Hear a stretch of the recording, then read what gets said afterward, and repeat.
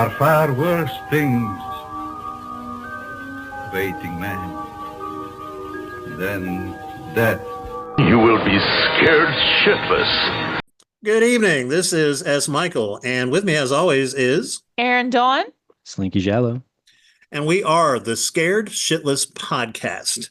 And tonight's episode, I'm such a big baby. I'm about to cry. This is one of the all-time greats. This was Slinky's pick, but it's beyond that. It's not just Slinky's pick. It's also like some bonus stuff. So, Slinky, what are we doing tonight, and why? Well, the thing about Dawn of the Dead, 1978, is, that's what we're doing tonight. But we're going to do just an open discussion about the original and the 2004 remake. And it's going to be interesting. It's going to be really fun. Thank you. Once I start, I'm not going to. Yeah, and that's the thing. Slinky knows so much about this fucking movie. I've been to the mall. Like, I lived in Pittsburgh for a year, and So This is his baby. Like, this is his baby. Absolutely. Totally. So, yeah. It's one of the ways that he and I bonded when we first started doing this stuff. There's a hidden secret episode, which I think you still have a recording of, where it's just you and I bullshitting about horror. And we talked about Romero for a fucking hour, you know? Yeah, we talked for 3 hours. I only was able to record the 1 hour, which is the thing I sent you when I got my laptop. Okay. And it sucks. I couldn't find any of the other ones, but I was like, we have a great discussion about Peter Bark and Burial Ground, and it's wild, man. So, ERIN Dawn, do you remember the first time you saw this movie, the original? I do. I was 13 years old. My brother gave me a VHS copy of this. I had already seen Return of the Living Dead. I'd seen Night of the Living Dead a few times. And my brother described this movie as a dirty Sunday morning with nothing going on. And I remember at 13, as a 13-year-old girl, just being kind of like, meh, because it is a very like male dominated dude centric type movie. Yeah, I mean, Franny tries to get in her shots, but yeah, I get it. I get that totally. She tries, So I think that's probably why in a, battle royale between this one and between the one in 2004, probably my heart does indeed belong to the 2004 one. However, that being said, watching it today for the first time in, 30 years. Yeah, I know, like 33 years. I can definitely see the charm of the original, and there's a lot that I love about the original, and there's a lot that I wish the remake had done that was in the original. Mm-hmm. It's a little give or take there, So yeah. And when was your first viewing of 2004's? Oh, I saw it in the theater. I saw it premiere night in the theater. I loved it. I loved it. The second that the man comes around came on, and those absolutely beautiful opening credits, I was completely hooked. And then when it came out on DVD, I was bought it immediately. Bonus features were fantastic. Yeah, I've probably seen 2004's I would say probably about like 15 times, I would say, probably in my lifetime. Whereas this was the second time viewing for the Dawn of the Dead 78 for me. And you know that for all the dude bro horror fans, OGs out there, that's like, oh, blasphemy, but this is a total zombie boner movie. This is total zombie boner. Actually, before you take it, I don't want to steal any of your thunder whatsoever. No. Let me talk about my virgin viewing of the original 1978 masterpiece, Dawn of the Dead. I actually read the novelization before I saw the movie. I lived in Italy at the time. I was like 12 or 13, and a friend of ours had it on his shelf, and I sat down and poured through it in one sitting, and it scared the shit out of me. I was like, oh my God, this is insane.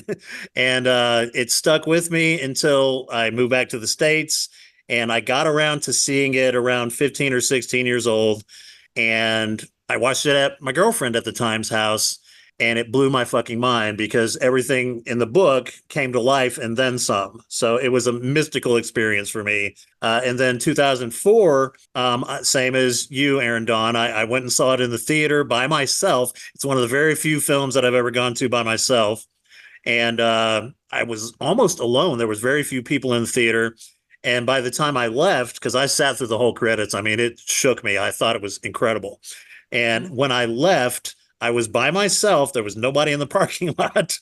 And as I walked around the corner to get to my car, I swear I half expected a horde of zombies to come rushing at me. That's how intense it was. So that was my virgin viewing for the Snyder cut or whatever. So my first exposure to Dawn of the Dead was I was 11 or 12, and my mom and I went to Hummel Video on Landis Avenue in South Jersey, and I saw the yellow box with those 3 pictures of Roger sitting up, and that's when I first realized, I'm like, oh, what is this? Picked it up, and it said about sequel to Night of the Living Dead. So I rented it, and I was like 11 or 12 when I saw it, and just loved it ever since. And then in 2004, I was living in St. Petersburg doing my externship at Madison's Bistro, or no, Moon Underwater. And I walked to the theater on opening day to see it. I was 23 minutes late for work that day because I went to see that movie. I saw a matinee, and I was floored, man. I love that movie. It's so good. I saw it 3 times in the theater. So yeah, I have a huge affinity for both of them. Yeah. all right. Well, we're definitely going to be doing something that's a little different from, the original format of the show, which is where we kind of talk about the movies that we discuss from beginning to end, usually in chronological order. We're throwing all that out the window. I mean, we might do a little bit of it, but there's no format tonight. It's just a love letter to 2 of our favorite movies. And Slink's going to lead us in the discussion. And Slinky, this is your baby, so let's go. Let's do this. All right, I don't even know where to start on this. The thing about Dawn of the Dead is there's like Night of the Living Dead, and then there's Dawn of the Dead. And in like the world of zombie movies, they're both pretty big. But like to me, Dawn of the Dead was more rock and roll than Night of the Living Dead because it's color.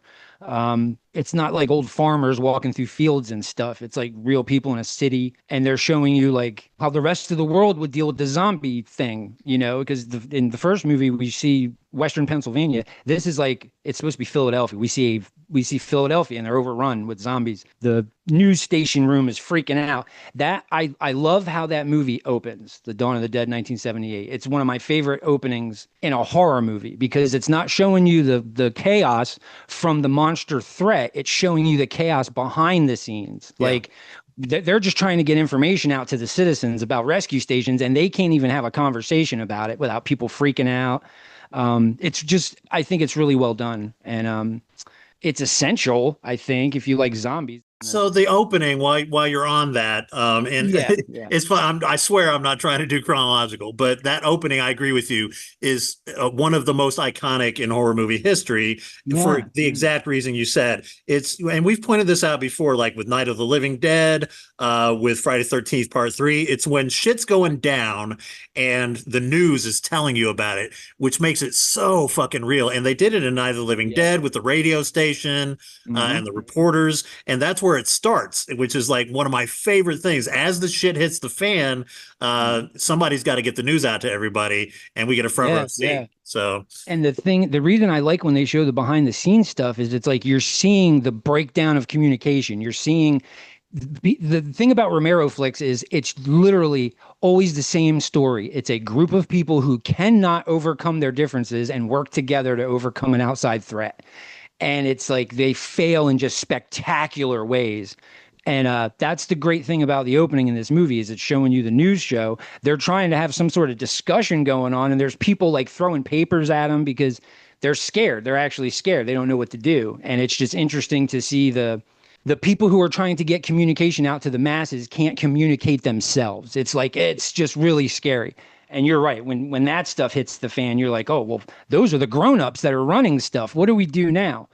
And then they cut to inner city, because I explained this earlier about they don't really explain what's going on at first. You just see all these cops, SWAT teams outside this building, and this guy looks like a hostage negotiator talking somebody down. And what happened is the people in that building, their relatives and stuff, they started to die, and they weren't turning the bodies over to the units for the National Guard. And so they were turning back to life in the basement and overrunning the building. So now the cops have to deal with this, and it's so chaotic. It's so cool, man. It's super interesting to see. And you hear the SWAT guys talking shit, all this back and forth. One guy's super fucking racist, and you're like, oh God, I hope he just gets murdered. He goes ape it's shit. Just, yeah, Woolie's going ape shit, man. It's just an interesting thing. And then they show that one SWAT guy lose his fucking mind, and he just starts murdering people, man. We get to see, we meet amputee priest, who is Senores. very great. Yeah, very great representation for disability in this, man, because that guy has such a beautiful gait when he walks. You have to do a double take to see that he's missing a leg, and he has a crutch shoved under his arm. Great stuff. Well, man, that guy, I mean, he says some of the best lines in the movie. Yeah, You know, when the dead walk, senores, we must stop the killing or lose the war. Lose the war. You know? And that's Romero all over. It's like Yeah. you said, it's nobody can get their shit together when the shit hits the fan. Yeah, and what's great is he says that other line too. He's like, "You may be stronger now, I think, but soon they will be stronger than you." And you're like, he just told you what's going to happen. Yeah, so you're right. That's Romero, like, to the gills, man. And then like you hear this commotion between the SWAT guys about getting out, talking about fleeing, leaving. So yeah, we get introduced to the four main characters. Galen Ross is Franny. David MG is Steven. Okay, yep. Okay. And then the little SWAT guy, Scott Reiniger, who plays. And then so Ken Foree is Peter. Right. And then Ken Foree is Peter. Okay. So you have these main characters, and yes, David MG and Galen Ross's character are in some sort of a relationship together. Mm-hmm. And then we find out later that she's pregnant with his child. She's pregnant with his child, which Ken Foree volunteers to terminate, which I thought was great. I was like, is he gonna kick her in the stomach with a golf shoe? Right. Like, how is this gonna happen? It's not too late, and I know how. I know how. Like, whoa, okay, back it up. Her response is amazing. She's like, "Are you done deciding? Like, do you want to abort it?" Right. Yeah, you go, girl. And in all honesty, like, nothing makes my vagina drier than Steven. Like, Steven's character is ineffectual. He can't hit the broadside of a barn. He's just terrible. He's really a terrible character. And then in contrast to Dawn of the Dead 04, when we have the Jake Weber character, right. He's culturally sensitive. And he knows how to actively listen. Yeah. He seems like a good person. And he is also very he's very forthcoming with his shortcomings, right? He's very authentic. He's very much like, I was a shitty husband and a great dad, and so you got his character, and then Ving Rhames is the Ken Foree sort of counterpart to him. Whereas I feel like Ken Foree has much more, is just much more endearing and has a better character than Ving Rhames' character. Ving Rhames' character is just kind of, like, I'm a badass. It's like, dude, you play a badass in every movie. Okay? Right. And that includes Holiday Heart. I'm just going to throw that out there. Okay. And the terrible Day of the Dead, Record, whatever it was. Yeah. So he's fine. He's going to play himself. Right. Whereas I feel like the relationship between Ken Foree's character and little itty bitty SWAT guy is much more, it's just much closer. It's much closer. They take a lot of time with the rapport with those characters, which is much more interesting, in my opinion, than the character development in the new one, which is, interesting. One of the things I like about the new one is that we start off with Sarah Polley, and Sarah Polley is a nurse, and she's, they're kind of dealing with the fact that the hospital is overrun. They don't know why. It just is, and she has to stay late, and she's kind of pissy about it, right? She goes home. She fucks her husband in the shower. The weird kid from across the street comes rollerblading up. And it's like, whoa, this is odd. And then shit goes south so fucking quick. It is just boom, boom, boom, boom, boom. I mean, it goes completely crazy, and then we get our opening. Whereas this movie has a cold opening where it's just like Day of the Dead, Dawn of the Dead, right? And then it's just like shag carpet and news Goblin soundtrack, yeah. Goblin soundtrack, right? So I like the opening to the remake, but I like the characters in a lot of ways. I like the characters more in the original. So okay, that's so how the that opening, the opening of 2004, and I say this all the time, is one of the greatest horror movie openings ever. The first 10, 15 minutes of that film is so intense that you don't ever have to have seen a horror movie to walk away just floored. From the soundtrack with Johnny Cash to, as you mentioned, the images that they flash in front of you, interspersed with, again, what Slink and I have been talking about a lot, which is like the news reports. We don't know what's happening. Like everything is just fucking chaos. And Johnny Cash's prophetic end of the world song. And then it slides right into, the fucking explosions as she's fleeing the house. It is so beautiful and intense. It put Zack Snyder on the fucking map. His entire still say to career people, exploded after that. So yeah, I still say to people that the opening of the Dawn of the Dead 2004 should be studied in film school because it comes in, it grabs your attention, it makes you sit down. Like, because when I first saw it, my mouth was hanging open, and I was like, "Oh, I'm in for such a good time, man!" And I really like the difference in the films in which when you watch the original, it feels like 1978, obviously, because it was made then. But then when you watch the new one, it's the same thing. It comes in hot in '04, and it's really good. I do like the character development in the original versus the new one, because in the new one, everybody's just kind of on dick mode. But I get it because that's how people really are. Like, because Ving Rhames says it flat out. He goes, "Fuck y'all." And like, so when he said that to Sam Weber, Jake Weber, I was like, oh, you can count him out, man. Like, so, but then Steve's great because of all his wisecracks and stuff. I just really like him, and I like the differences in both. I like him in different ways. I really, really do. The one thing I'm just going to jump in and say shouldn't be in the remake is the zombie baby thing. That's where we went like kind of sci-fi territory, I think. Right, with questionable 2005 or 4 CGI. Yeah, thank you. It looks like a PlayStation cutscene. But I love the differences in the two. I like the differences the story takes. I like that, you said that before. The original, they don't have to deal with security in the mall. In the new one, they have to deal with a security squad and, put up or shut up. I don't know if it's a Snyder thing or a mid-2000s thing, early aughts thing, but almost everything in 2004's is on the nose. The baby, the mentoring relationship between the cop and the hood, the dick, they're all archetypes, and so the character development just isn't there. And most of the characters are very unlikable. Oh yeah. So they again, really, no, they really are. Like, it's kind of interesting because like one of my gripes about the original is that it's just like you said, it's very dude centric, a lot of dudes, right? And to the point that there's this folk song that plays in the very beginning when they're kind of like invading the farm and they're looking at like the airstrip and stuff. That's just like, I'm a man and I don't need to treat a woman well and burr. But interesting, if you listen to the beat of that song and you compare it to the beat in the song that plays in '04 when they're pimping out the shuttles, the beat is very similar. I just noticed that today when I was listening to it. I was like, oh shit, okay.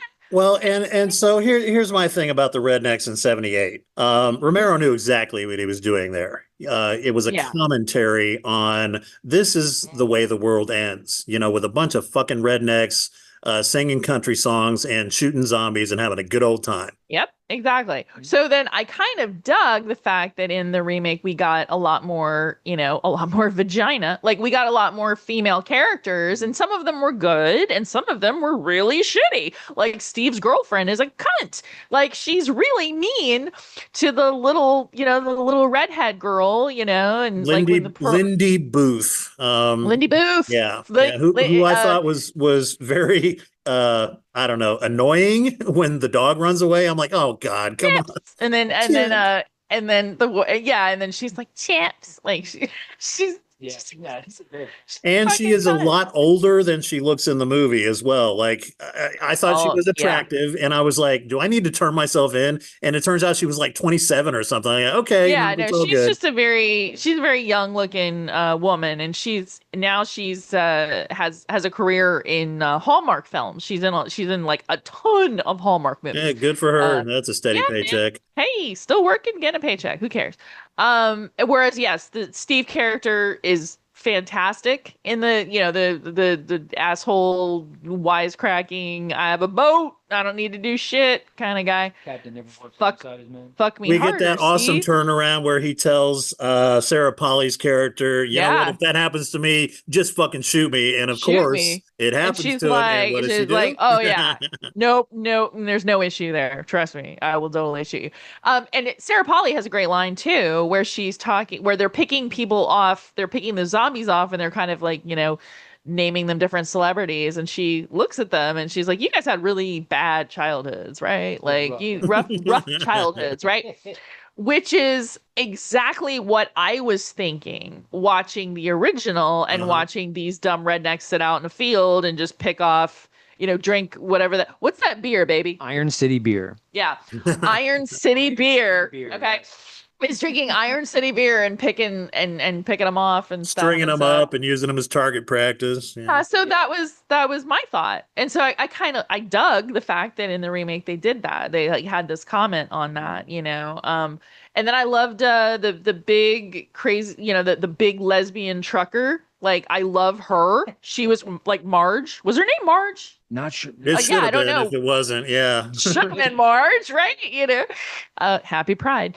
She's fantastic. Like I loved her, right? Like but my one of my my quibbles with, I don't think that's the word, with the remake is there's too many goddamn characters. Too many people to follow, too many people to give a shit about. As I'm watching the 78 one, I'm finding myself going back to try to find characters to sort of compare and contrast with these characters. And I'm like, wow, there's just so fucking many. Like, there's the Matt Frewer character, and then his daughter, Jake, I can't commit to one woman Weber, Sarah Polly's character, Ving Rhames. Then you've got Mekhi Phifer and his Russian bride and their situation. Oh, and then you've got Tucker, who's probably gay. And then you've got the giant, Glenn's gay. Big fat, Tucker's not gay? Yeah. I thought gay. Glenn's the one that's trying the shoes. Oh, Glenn tied the shoes on? Oh, okay. Yeah. Tucker. So Tucker is not gay. No. Sorry, guys. Tucker's with the hat, right? You had the big, like, German woman they had to shoot. Bro, there are too many characters. If you asked me who makes it to the shuttles versus who makes it to the island, I would not be able to tell you right now. I think that's Snyder's fault. I think he wanted a big body count, and he weighed that against character development and giving a shit about the people who were dying. He chose to use archetypes instead of developing anybody's character, and it's a trade-off for sure. Absolutely, because can take that over the fact that it's a pretty movie. So but I think what they do is, like, in zombie movies, I noticed in the aughts, they started making, because zombies were so like so hot right now. Oh, The Walking Dead, zombie movies have, I guess, Bigfoot movies now are what like zombie movies were in the aughts. And I noticed one thing they used to do, they used to stack the cast with like 30 people so they could just indiscriminately kill them off. And then you'd have like, but they kept too many alive by the end of Dawn of the Dead because there shouldn't have been 2 parking shuttles worth of people. There should have been 1. Like, that's all. There's just way too many people in that. But then I really, so like the what do you want to call them? The security guard crew in the remake. Like, I love He's CJ. a twitcher. He's a twitcher. See, CJ is an interesting character. He has a character arc. There is character development with CJ. He's, he starts off as just a total fucking cocksucker. And then, he's like, all right, like, okay, we're cool. Let's do this, whatever. And then there's that great scene where they're in the elevator and he hears the music and he's just like, I like this song. Was it Don't Worry, Be Happy? He's just funny. And then I like when, they say, he says, you want to take a bunch of shuttles? You want to reinforce some parking shuttles, drive them across a parking lot filled with 5,000 zombies, go out to the fucking lake where we don't even know some fucking island exists to get on some asshole's boat. I said it all backwards, but he's like, yeah, count me in. And it's like, count me in. And then the music starts and it's just... Yeah, I love that shit. Yeah, then you instantly like the guy that you just hated, right? Which is excellent character development. And then by the end, right, when he meets his fate, you fucking love him. It's like, wow, good for you, man. Way to find redemption. The other two, like we could lose the other. Right. Yeah, but like we could the lose one the is an two, ineffectual, indecisive security guard douchebags. You've got the one who's just a douchebag, just shooting people, and then. Bart and Terry. And then you've got the one who's like kind of like low-key stalking Lindy Booth, sorry. Funny. Just the security guards were like levity, you know what I mean? They added a lot of stuff to the movie that was, make it like the one security guard who was like low-key stalking, the Lindy Booth. The redhead, right? Like she would like go away and like cry and he would be like, I'm watching you on the security camera right now, oh, wounded baby bird, come to me. So that was 18 different shades of fucking creepy, right? And here's the screenplay is by James Gunn, and I adore James Gunn. I love everything James Gunn's ever done, so I don't think that this is all him. I think a lot of this is a Snyder cut situation. I think there's a lot of shit that probably was left on the cutting room floor that did have some kind of character development, but also I know this as a writer that it's very difficult to write that many characters and give them some sort of sense of autonomy with this. Like, it's very difficult to do that. So I do want to talk real quick about the dude bro guard, because he says that famous line, he's a twitcher, right? But then my favorite scene with him is when he's talking about fucking that MILF next door or some shit, and the guy points out chicken Dairy Queen. Yes. Fat chicken Dairy Queen. His buddy points out to him, she's dead, and so is everybody you ever loved or cared about. And he's like, oh, yeah. Everybody's dead, dude. Yeah. All your friends, your family, dead. Fat that chicken Dairy sucks Queen. Too. Dead. Yeah. And so, like, they're just total towheads, and it's, it's great. It's great. I like how smooth the new one runs. And that's one thing I'll point out. I might take some heat. Come at me, dog. The old, the 78 one, there are some clunky moments because it's the 70s. The thing about this, it's the 70s. The thing about the 78 Dawn is, we talked about this today too. It's very meticulous about showing all the steps they had to do to clear the mall. And they don't do that in the new one because they never really let them in the mall from jump. So that's really cool because that's the only part of the original Dawn I was always like, and like they put the zombies in the cooler with the food. That always grossed me out. I couldn't handle that.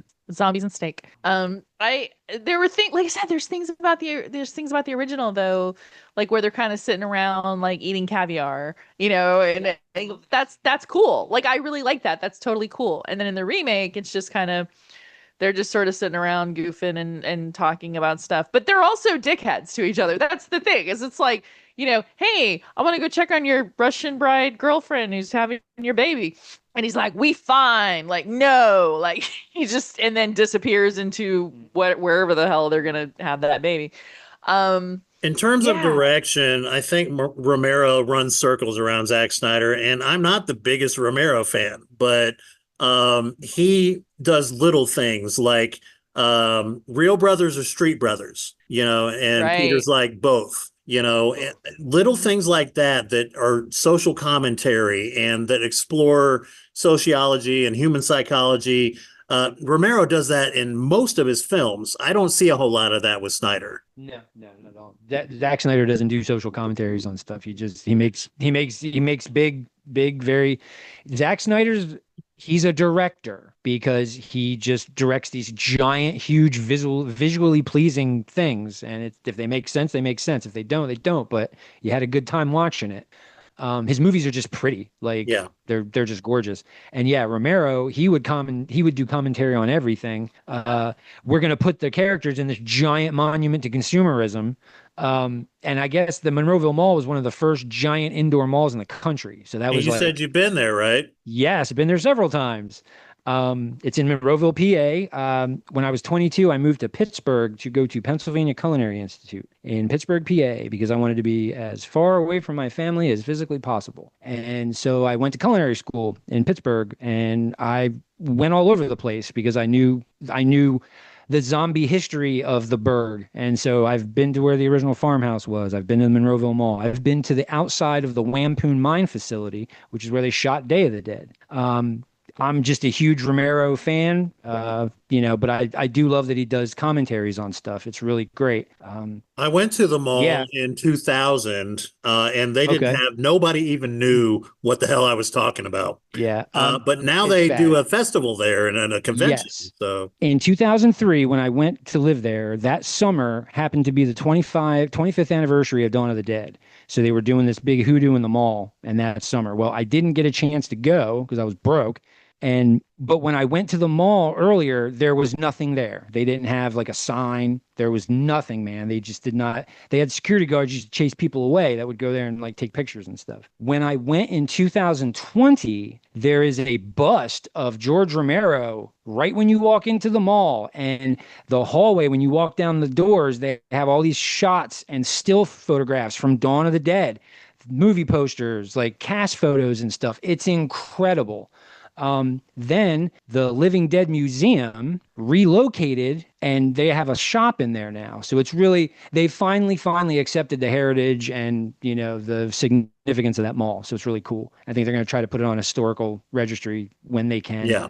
Yeah, it's but been looks bought the out by same. Walmart apparently. So this may be the last year that they have the Living Dead weekend. That's what- and yeah. who knows what the fate of the Living Dead Museum will be. But yeah, I mean, I really do hope that they manage to preserve something of that mall in its original form. The pillars, the marble pillars are the only thing Yes. that I recognized when I went to visit. And I was walking around that mall with a photograph of the marble that Tom Savini stands next to, trying to line it up. And I did it. So that hallway that they're all down, where he builds the fake doorway, You were I able to used that recreate the restroom. scene. Yeah, I walked past the payphones. Like, it was really cool. So I'm really excited that I got to take part in that. I'm glad I just got to walk around. Yay. Hey, I like that.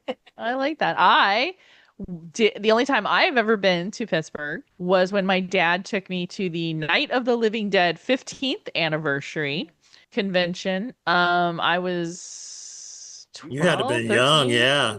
Yeah, 12 or 13. That's so cool. And I had written to Linnea Quigley because we were pen pals, and she saw me in the crowd, and I went up to her and I was like, "Hey, I'm Erin. We write to each other, and she's like, "Oh, Erin from Florida," and she, grabbed me and pulled me out of the crowd and took pictures with me and was just so awesome and sweet and wonderful as Linnea is.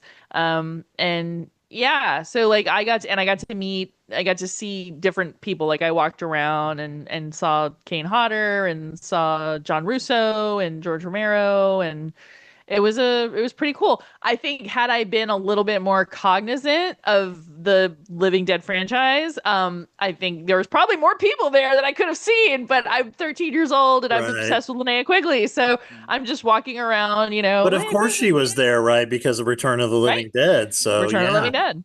Yeah. So it was a fun time, except that nobody had told the convention the people where they were having the convention, I guess there was a disconnect between the people who put on the convention and the convention center itself. So there was this whole thing like where there were all these movies that were going to be showing all night. They were going to show Martin. They were going to show, The Majorettes. They were going to show all of these Russo stuff. And they kept coming on the intercom saying, if you people don't get out of the facility, you have to leave. We're not, no one is supposed to be here past 8:00. So my dad, who brought me, was just like, I think we should go back to the Days Inn. He didn't want to get arrested or in trouble, right? So we were sitting inside of like a makeshift theater, right? Because there are all these, conference rooms, and we're sitting in chairs watching something. Could have been The Ripper, could have been, I don't even know.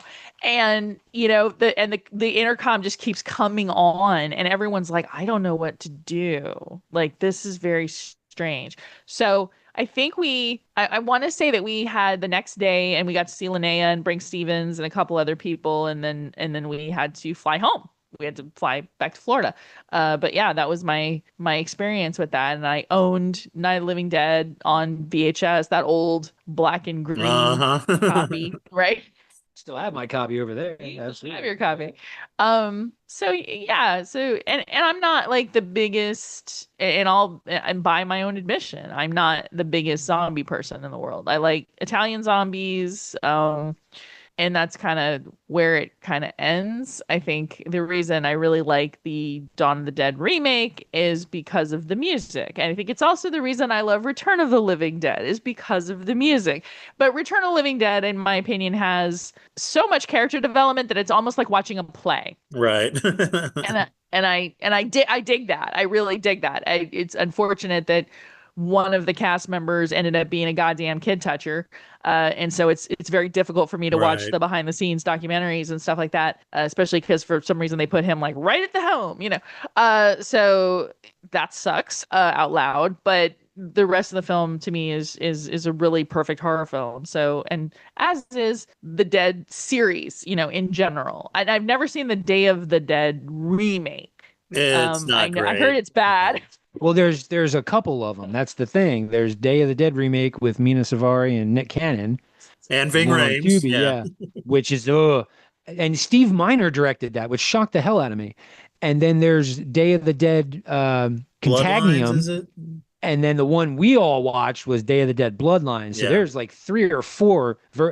But the thing is, when they remade Dawn of the Dead, I was so relieved that Dawn of the Dead remake wasn't abysmal, because I'm like, people are going to see the new one and just instantly want to see the old one. And it did Romero a great service. And, because then when they started remaking all the day things, it was, oh my God, dude, I was so just, you guys suck. Right. I'm glad Erin brought up her Italian zombie movies that she likes, because you should talk about Argento's involvement and what it meant to the zombie genre, as well as Zombie, by Fulci. Yeah. Well, the thing is, the Dawn of the Dead would never have gotten made if it wasn't for Dario Argento. Dario Argento and George Romero became really good friends, and Dario, I guess, had him move to Italy and live there for a while and have him write the script for Dawn of the Dead. So he wrote it in Italy, came back with a lot of funding from Dario and Claudio, and so they made the movie, with the agreement that Argento would get a cut of the film to cut as he pleased. So that version is Dawn of the Dead, but it's in Europe. It's the European version. And you have that version, right, in physical media? I have all the versions. Yeah. I have all of the versions. And I have their versions, and I have the pockets that those versions are in. So there's it's like a 98-minute cut of Dawn of the Dead. It's like 40 minutes shorter than the actual movie, but it runs at a clip. It's really good. And that one's like the most rock and roll of the cuts, because it's like, zombies. Go, clear them all out. Woo. It's a lot of fun. And so because that was released in Europe under the title Zombie, Lucio Fulci got his buddies, and they made Zombie 2. Which was released all over the world except for in Italy and England, when it was Zombie Flesh Eaters. Yes. It's crazy, man. So like the web of coolness around this movie is really awesome. It's really high. So And yeah, so thank you, Argento, for that. Yeah. Zombie, I do dig zombie, and I have a hard time sometimes deciphering between what gates of hell, the beyond, it's like, well, are they zombies or are they just demons, Right. and if they're are they demon infested bodies, and if so, it's like, which do I like, and so yeah, that's a hard one, but I do like, there's an Italian zombie movie with John Saxon, Cannibal Apocalypse. And um, so yeah, I Well, like my Fulci Italian zombies stuff. are different, right? A little bit because they seem to be smart. Like They're in Zombie, gory. you have that scene where Yeah. the zombie slowly pushes the woman's eye towards Oh, the stick, and it's fantastic. Like they're more, I would say the zombies in Fulci movies, as well as I would say the fucking humans in Fulci movies, are just more mean-spirited. yeah. They're more nasty, spiteful, and mean-spirited. I said it. I can't remember the makeup guy for Zombie, but what they used to do is he would mix mud and dirt and shit with the makeup when they would do the zombies. That's why they look like gnarly. Yeah, they look really Yeah. cool. Yeah, so they're like caked with stuff, And man. maggots all over it. Yeah. Yeah, yeah. Yeah. And but yeah, no, we love Italian zombies. This house is Italian zombie friendly. But comparing zombie types, we should talk about the fact that that Romero zombies look nothing like Snyder zombies, and they act differently No, and look and different. they don't. Yeah, see, and And they have blue faces. blue faces. The thing, see, yeah, that's the thing. I'm just gonna say I am terrified of fast zombies because Return of the Living Dead and the remake of Dawn of the Dead. But I always felt, because I'm such a knowledgeable person on this topic, that if you're reanimated dead, you're not gonna work right. Like you're gonna walk like you have a massive stick in your ass because you're rigor mortis, your joints are gonna Especially be Steven. stiff. Steven showed everybody how it's done. That I used to have his figure when I was younger, and he had the gun on his finger. It was great action figure. When Steven becomes a zombie, then he's actually cool, right? Like He's likable he's a for the cool- first time in the movie. Yes. he's a likable character. He spends the movie's 2 hours and 7 minutes. He spends 2 hours and 4 minutes of it trying to be cool. So Roger and so they like him. You know what I mean? It's very funny. Yeah. So yeah. He is the one who ruins it for everybody. He's like, it's ours. It's ours. You dumb fuck. Like, you guys had it. You were done. You were safe. And now lets his greed get the best of him and his territoriality. see? Dumb fuck. He is. He's just a greedy fuck.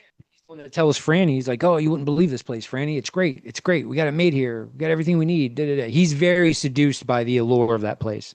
And yeah, he fires on a small army. As a 12-year-old, I remember watching that part thinking, "You dumb fuck." Yeah. Like, yeah, so but Okay, so Not cash money. Savini, of course, one of the greatest horror effects artists of all time. It was early in his career, and so he worked with what he had. And yes, the zombies don't look great. They have, pancake makeup on, greenish, blue, whatever. But he pioneered, some of the best gore effects ever. And of course, he expanded on that in Day of the Dead and other movies. But at the time, 1978, going to see this movie in the theater, Stephen King writes about it in Danse Macabre. It blew everybody away because it was so visceral and, relatively, realistic, for its time. People having their guts ripped out, blood squirting everywhere. The fantastic scene, was it Tassos Dourakis, who does the blood pressure machine? oh yeah. There's a scene earlier on the Pasquale roof. Booba, I get them mixed up. But Yeah, of the raid when all the people run out of the door up top on the top of the building, and that's Tasso with brown paint on to Yes. look like a Spanish fellow. John Amplis. John Amplis at the beginning. John Amplis is in it. Martinez. And yeah. I wanted to comment about the makeup. I think I read somewhere that the makeup, they picked that pasty blue because they had to shoot under those mall lights. I think that's why one of the reasons they picked it. And then they picked the bright red is so it would show up. And then it became its own character in the movie. And everybody loves the blood's bright red melted crayons. But yeah, I think, but Savini was his stuff is really good in this movie. And then you can kind of see him come up in this flick Yeah. because this is previous to Friday the 13th. So he's still honing his shit to get to Crystal Lake. I feel his best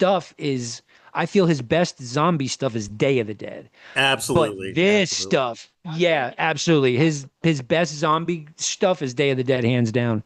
But this is good, man. Like when the Lionel Richie zombie bites that chick, he takes 2 big chunks out of her, man. They look great. You know, Michelito. And It was it's you over. that I was looking for. Yes.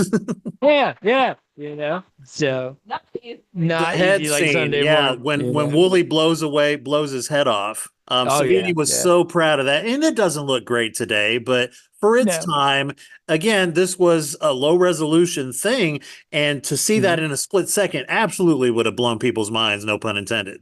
Yeah. Plus, they obviously sneak it in. And but there's a lot of good gore effects, man. And again, for 1978, people hadn't seen that shit before. They weren't used to people going to a butcher and getting real innards and offal for them to munch. And so it's crazy. And now that the film was in color versus black and white, it's like grained into your eyeballs, like it's totally in your face. So that's a big one up I think this film had when it came out. So we should talk about the effects in 2004. Obviously we have the clunky CGI, but there are scenes that look terrific, with guts and blood, and there's some great now. If you can look it up real quick, is it Nicotero? Is it K&B? Who did the effects for the 2004 one? Oh, it's a Canadian company. Shot at Canada. Okay. Well, fuck. Yeah, Fangoria Chainsaw Award for Best Makeup / Creature Effects. But who did it? It was David Leroy Anderson, son of legendary makeup artist Tom Savini. Are you fucking kidding me? Wow. Today years old. Yeah, holy shit. On the special features, they don't say anything about him being his son. That's amazing. And that is a classic case of the anti-Nepo baby syndrome. Like, I don't want anybody to know who the fuck I am. That's great. Yeah, I guess that you can't. That's you hidden. Wow, I knew Savini had some kids. I didn't know that those kids ended up being. And Savini's in the movie, and we should talk about that, Slink, the Easter eggs in Dawn 2004. The Easter eggs are awesome in this movie. For people, you shoot them in the head. For people who are familiar with the original, it's great to see Ken Foray show up as that preacher talking bad about homosexuals and when there's no more room in hell. Homosexuals, same-sex relations. Yeah. How will your God judge you? I think you see. And then it's cool when they show like Fort Pastor, I think, and that the general they talk to, that's Scott Reiniger. That's really cool. Yeah. Blew me away because I knew Ken was in the movie when I saw it, but I didn't know anybody else was going to be in it. It's Roger himself. Yeah, I love that. Still sassy as ever, And then we see Savini, we see Sheriff Cahill. And he's got some of the best lines in the remake, I think. Danny, shoot that woman over there. Look, she's a twitcher. And then on the special feed, I don't know if it's in the movie or not, but he looks at the camera and he's like, I think that did her. He's just the best lines in the movie. Yeah. You know what I mean? Because people will have, if this panic is happening and they're interviewing people on the spot, the stuff that's going to come out of their mouth is going to be epic and magic probably. So yeah, Okay, and what about Galen Ross? You remember that Easter egg? And I was getting to her because she's the only one. I think they asked her to come in the movie and she refused. She said no, or she had something to do that day. So they named one of the stores Galen Ross. They named one of the fashion stores Galen Ross. I got goosebumps good. when I saw that. Yeah. And they named a store after Wooly. Wooly's going ape shit, man. And the stores have great names. Hallowed Ground Coffees. That's awesome. That's a great name for it. I did not see any nods to David MG, Flyboy. No. And no. And I don't know why that is, but maybe there's one that I'm not aware of. But yeah, he was the only one that I kind of missed. Yeah, that's the only one that's not in it. And then if you're looking hard enough, in the beginning of the new one, there's a scene where the car hits the gas station and pumps blow up. There's a helicopter, a CGI helicopter at the top right. It has the same graphics as the WGON traffic copter from great. Dawn of the Dead. That is the same one. So we are seeing all of them go on their way while this is happening in Wisconsin. It's good stuff. Well, and I always wondered in Dawn when they're flying over Pennsylvania, is maybe some of that land where Night of the Living Dead is supposed to have taken place, you know? Yeah, when the scenes of them flying the helicopter, they shot Dawn in Monroeville, PA, and then they still shot certain parts of it at Evans City, PA, where they filmed Night of the Living Dead. So those scenes of them in the air, that's probably over Butler or Evans City, PA. And yes, I've been there. It looks like that. There's nothing fucking out there, man. So, but it's yeah, it's great. And of course, Steven knew exactly where they are. Thank you very much. know exactly where we are. Harrisburg, passed about an hour ago. So, and Harrisburg is in the middle of the state. So it makes sense that they're supposed to be in Philadelphia and they fly all that time and they end up in Pittsburgh. So while we're on horror shit that and the only horror nerds would know, there are extended scenes that tie into Day of the Dead loosely, right? With Rhodes. Joe Pilato. Yeah. There are there's a director's cut of Dawn of the Dead, which is like 2 hours and 37 minutes. I have that too. In that movie, there's a scene where when Stephen and Franny get to the dock with the boat, there's a dead operator. Steven's on the radio. Post-abandoned, in the regular cut, post-abandoned operator dead. Well, in the regular cut, they talk to one or two cops very briefly, and that's it. They're just like, we're getting on the boat, we're getting out of here.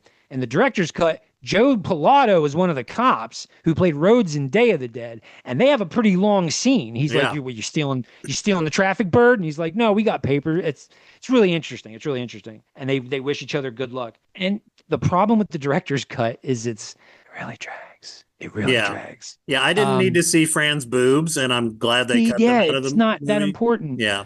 You know, I mean, I'm a completist. She's sitting there smoking in bed, and I get it, you know, and the music was sad, and you see their, you know, tension between them or whatever, but it was unnecessary. Yeah. Yeah, it was, smoking while pregnant, crazy jazz piano. Don't need that, you know what I mean? So at the dock, now that you brought it up, what about the goofball that's looking for cigarettes?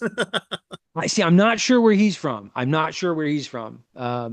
don't know if he's like a Romero regular. I don't know, but it was a great scene though, is all I'm saying. Like, you know, he's a bit of comic relief, and he asks them for cigarettes and like, got any cigarettes? You know, and nope. Cigarettes. And then the first thing you see when they take off, right?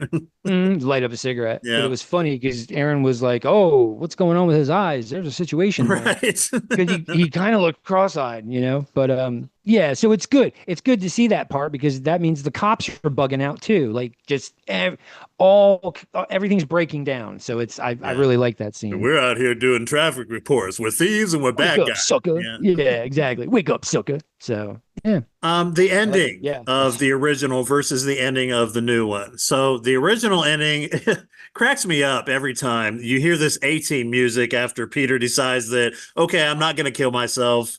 I'm going to help Franny escape and we'll start a new life somewhere. And they play this just cheesy heroic music. He's punching zombies and making his way to the helicopter. But the 2004 is actually much scarier. You know, where they make it to the island. It was a post-credit scene, which I love. And they get to the island and everything's kosher, you know, and on their way there, there's some scary shit, right? Like they find this fucking lifeboat or whatever, and there's a zombie's head inside of a cooler, you know. It's some creepy ass gory shit. But they make it to the fucking island and you think, okay, yay, happy ending. And then of course, you know, this horde of zombies instantly comes after them. So it's like, yeah, nice, bleak, dark ending. Great, because you normally that Disturbed song is like, oh, it's nails on chalkboard, but it was so well done put in that movie, so well placed. But the end of the 04 one is like, wow, dude, night and day. You just instantly want to see more. You know what I mean? When it's over, you're like, no, not the credits. Outstanding. So yeah, I do like the ending of the new one versus the old one. So there's a sex scene in the new one. Not so much in the 78, but you mentioned it earlier. Me harder, Steve. The blonde, yeah, she's oh my god, she's the worst. I kind of so to do a little comparison, in the original, there is a montage of sorts of them like trying on clothes and kind of shopping, right? And Hanging out in the bank, yeah. hanging out at the bank, right?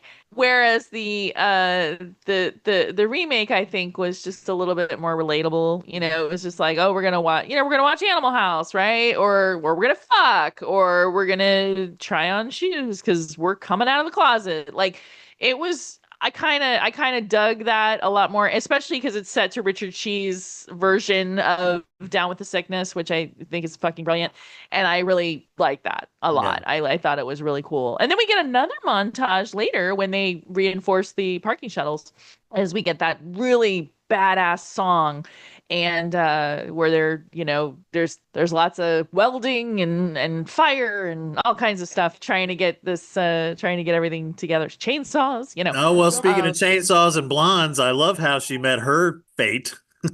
Yeah, finally. God dang. Yeah. So, and see, that's the other thing is it's really hard to keep track of who gets killed when in that. And then we also get a good character of Andy in the remake. Yes, thank you for bringing him up. And the bonus features on the DVD really expanded on Andy Diaries. Yeah, no, I just wish Andy was in the movie a lot longer. I dug Andy. I thought he was really cool, and I like the relationship between Ving Rhames and Andy. I thought that was closer to the relationship between Ken Foree and not Steven. Whatever, Roger.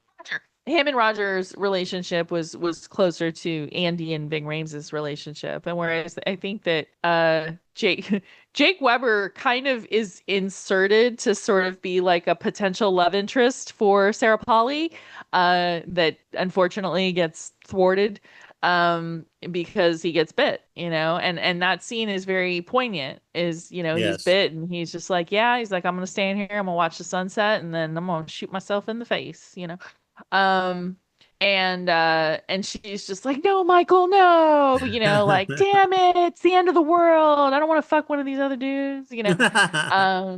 All right, Slinky. I'm sorry, Slinky. Yep. We've got to wrap up soon. But this episode was way different than what we usually do. This basically was for fans of Dawn of the Dead, both movies, right? You must already be familiar with the film to appreciate this episode, and that's going to be in the description. But Slinky, please lead us with the scared shit list. You will be scared shitless. Which, again, for anybody who doesn't know, that's the part on the show where we talk about what was actually scary in each of these movies. Okay, what scared me for the original is just the opening, to see that the people who we think are in charge don't know what's going on, and they're giving out wrong information, ineffectual information. It's like they're, that to me is the scariest thing, because it's like, okay, so you're telling me the people in charge don't have a clue. So just right from jump, Dawn of the Dead has just this crazy feeling of dread when you're watching it, and the '04 remake, what's scary to me is how quickly the zombie virus gets to Sarah's house and affects her directly. In the suburbs, just boom, boom. Yeah. Like, she just happens to be friends with that kid, and the kid's friendly enough to where they come over and hang out. I used to live in the neighborhood at my grandparents' house. Yeah. So it's like, that's scary, man. And then to see just how fast her husband, he didn't even hit the fucking floor and he turned. So it's like, that's just terrifying. Very scary. I think it's the speed at which stuff falls apart. Yeah. That's what scares me. Excellent. ERIN Dawn. So in the original, I think one of the scariest scenes is when Roger is turning. You stole my thunder. Because when he gets shot up with the morphine, and you start to think, it's like, well, oh my God, like, I would be in this complete stupor and I would be eaten, or I would turn while I'm in a stupor, which is even creepier. And just the fact that he's he's gonna turn at some point, and what's gonna happen. That conversation that he has with Peter is like, don't let me, but I want to try and fight it, right? Right. So I like that part a lot, but that part was very, very scary to me. And then in the remake, it's hard like just to be between scary and like just sad because it's a sad movie. I would say the scariest part, honestly, is is the opening credits. Is just this like shit is horrible. Like the National Guard is coming out.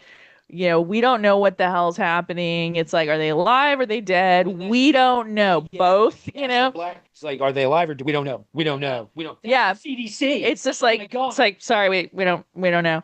That part is very disturbing. And then I guess the biggest one would be just if you watch the credits, kids, is the fact that they arrive on the island and it's like Yes. overrun and it's just, So bleak. Yes. It's just sad because zombie movies always end on the same note, which is this shit is gonna keep going. As much as you think that you have contained it or you've destroyed all the zombies in the mall, like this shit is going to keep going worldwide, much like the Walking Dead series that just needs to fucking end. It just keeps going. We're in France. We're in LA. Whoa, we're near the burr. So, but it's the same kind of shit. It's like at the end of Zombie, the end of the Italian one, like they're sitting on the boat and they're like, and the Hudson River's been overrun by zombies. Where are we gonna go? And you have been watching Zombie, right? Like, I mean, Right. it always ends on just like this bleak down sad ending. So that would be mine. All right. Well, for me, the original it will always have a very special place in my heart in terms of scariness. They talked about things in the book that they never explored in the movie. In the book, they actually have a scene where they talk about putting a zombie in like a truck or a crate or something and starving it and seeing how long it takes for the zombie to die. Shit like that, like the science of, The Walking Dead.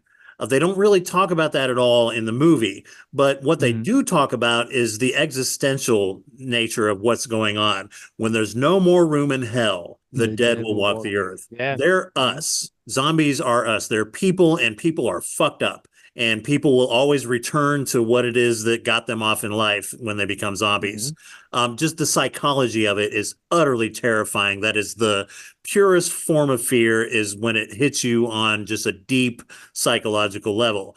And so that to me is the scariest thing about the original Dawn of the Dead. But there are things peppered throughout the film where Romero absolutely was a master filmmaker. I fucking love George A. Romero for doing things like The Priest, the creepy priest coming out and doing his little prophecy. Again, Peter with When There's No More Room in Hell. The ending, near the ending, where Roger just fucks everything up for everybody because of his human greed and selfishness. Yeah. Again, the psychology of the original Dawn of the Dead and the social commentary is literally utterly terrifying if you really, think about it when you're watching it. With the new one, I'm definitely with Slink on, just how quickly everything can go to shit. And ERIN Dawn, you too. When everything does go to shit, the people that you rely on to protect you will not be there for you. You cannot rely on them. You've got to rely on just your instincts and whatever you can do to get along with whoever's left. And I think both films succeed in that regard. They really showcase just how bad we are as a race, as a species, of figuring our shit out when the shit hits the fan. And that's what's scariest about really both films, is that we're not great at having each other's backs when it matters most. No. So that's what zombie movies in general really tend to point out. And The Walking Dead, with all its flaws, similar thing. It's like, we've got to get it together. Day of the Dead too. We've got to get it together as a race, as a species, or we're fucked. So Absolutely.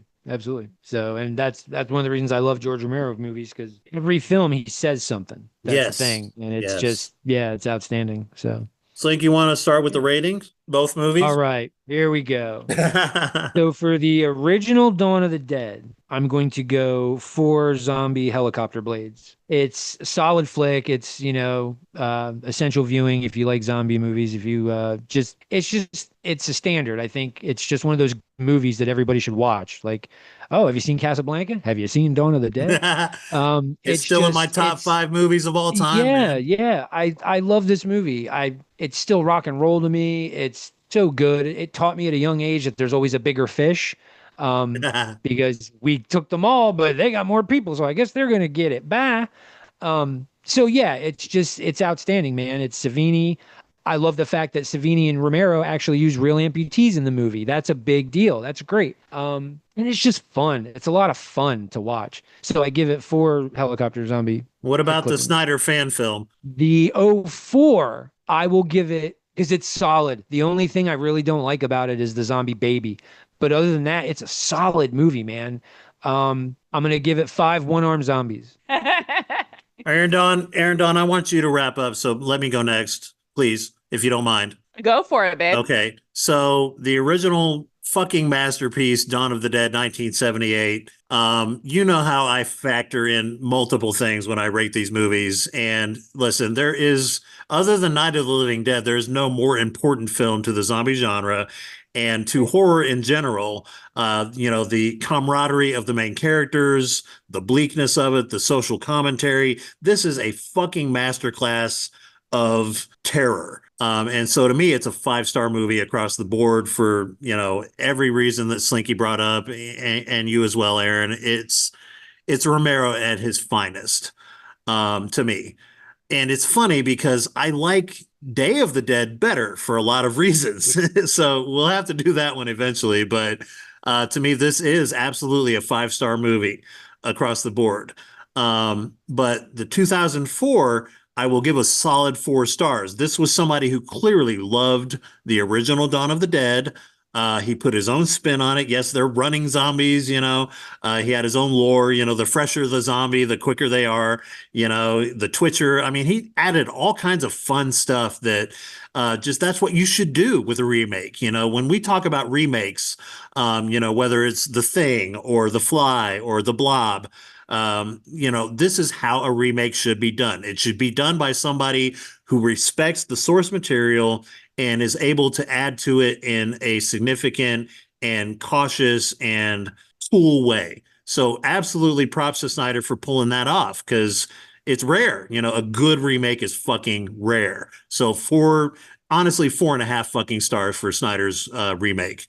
ERIN Dawn. That's good. Yeah, absolutely. Original Dawn. I am going to give. Sorry, boys. I'm gonna give 3.5. Wah, wah. No, 3.5. 3.5. Ooh, that's tough. Oh yes, 3.5. Cigarette smoking pregnant women. I love you guys so much. The 70s. And then on the 04, Zack Snyder, I will give that 4.5. I definitely deduct the half from just because of fucking baby and just too many goddamn characters, really. I definitely too many goddamn characters. But yes, that's mine. And there you have it, folks. Slinky, thank you so much for diving into both of these films. Sure. ERIN Dawn, I there's a generation gap, goddammit. But I love it. I love the fact that we're separated by a few years. And I also love your take on everything from the social side of things. You bring so much to these movies that we do, both of you. I'm just like thrilled to death that you bring the perspectives that you do, which brings me to what the hell are we going to do next? I don't know. And I think is it my turn next? Mm-hmm. And God damn it. So I've got to think about what's the scariest possible thing we could do. And I'm rolling through my mind, like, what's really fucking scary? Like, what affected me on a deep psychological level? And it's summer. I'll be 51 on July 30th, which is the 51st anniversary of the sinking of the USS Indianapolis. Yeah. I have What we're a doing. tattoo on my arm that says July 75, which is a little goofy because the movie I want to do next came out in June of 75. Do you know which film I'd like to do next, ERIN Dawn? Please let it be Jaws. Absolutely. We Great. will be doing Great. the fucking masterpiece that launched the career of Steven Spielberg, that created the summer blockbuster, that transcends genre in every way. Jaws from 1975. That will be our next film. We can talk about Jaws literally right now from memory, right? Like, amazing. Yes. So that's what we'll be doing next. Yeah, because I was like, if we're gonna do Dawn of the Dead, which is like the creme de la creme of horror, what can I beat that? I can't do Psycho. Let's do Jaws. Yeah, so that'll be our next show. Thank you, everybody, all our listeners, for sticking with us through, all of your hosts have had many personal things going on in our real lives. I've still got to get the last 2 episodes that we did posted, but the fans have been great. They've been very supportive on the Facebook page and the emails, and I'll share all that with you guys. But I am absolutely staying up till 3 a.m. if I have to get everything posted, including this episode. So thank you to all our fans. Thank you, ERIN Dawn, Slinky Giallo. Until next time, stay shitless. Okay.